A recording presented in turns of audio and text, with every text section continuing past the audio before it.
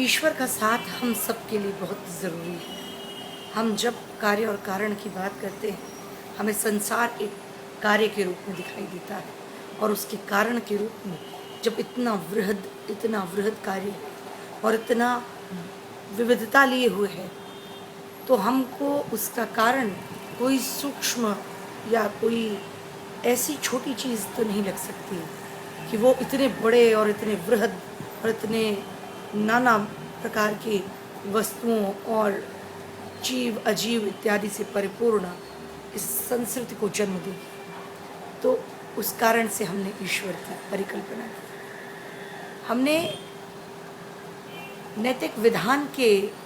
शासक के रूप में ईश्वर की परिकल्पना की है। हमारा मानना ये है कि हमारे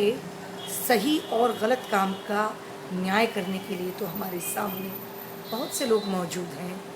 चाहे वे हमारे अध्यापक हैं, हमारे अभिभावक हैं, हमारे समाज में जो भी हमसे बड़े हैं। लेकिन जब नैतिक विधान का प्रश्न आता है, क्या उचित है, क्या अनुचित है, क्या सत्य है, क्या असत्य है, तो उसका एक सीमित प्रकार से विश्लेषण तो न्यायालयों में किया जा सकता है, लेकिन वहाँ भी गलती होने पर एक सबसे बड़े न्यायालय की हमने परिकल्पना की है, जिसका न्यायाधीश हमने ईश्वर को माना है। तो जो इतने गुणों से परिपूर्ण है तो भी किसी गुण से लिप्त नहीं, जो इतने प्रकार की विविधताओं से परिपूर्ण है तब भी एकात्मक है,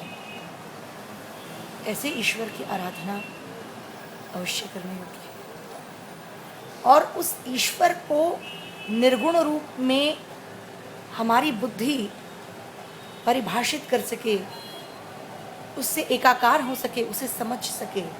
ये हमारे लिए संभव नहीं। तो हमने देखा कि हमारे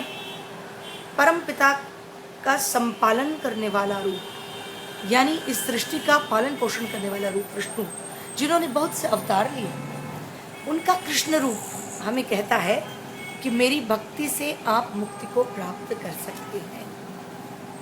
संपूर्ण श्रीमद् भागवत में आप देखिए, उसमें भक्ति का महत्व, भक्ति की उस ऊंचाई के बारे में बताया गया है जो अन्य किसी कर्म में आपको इतनी न मिल पाए। हालांकि ज्ञान और कर्म का मुक्ति से बहुत गहरा नाता है,